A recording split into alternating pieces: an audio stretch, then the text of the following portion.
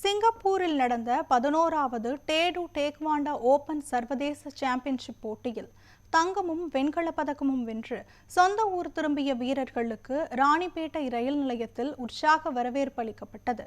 சிங்கப்பூரில் 11வது dad taekwondo open சர்வதேச championship போட்டிகள் கடந்த 5ஆம் தேதி முதல் 7ஆம் தேதி வரை நடைபெற்றது.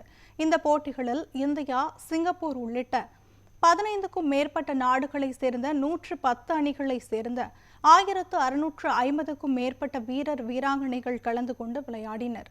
இதில் தமிழ்நாட்டின் சார்பில் ராணிப்பேட்டை மாவட்டம் அரக்கோணம் பகுதியை சேர்ந்த இளம் வீரர் திவாகர் மற்றும் அவருடைய பயிற்சியாளர் யுவராஜ் ஆகியோர் கலந்து கொண்டனர். அதில் பயிற்சியாளர் யுவராஜ் வெண்கல பதக்கமும் திவாகர் தங்கப்பதக்கமும் வென்றனர்.